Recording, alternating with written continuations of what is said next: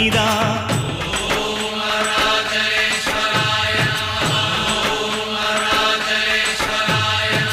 இளமையில் உழைப்பவன் முதுமையில் சிரிக்கிறான், இளமையில் படுத்தவன் முதுமையில் தவிக்கிறான்.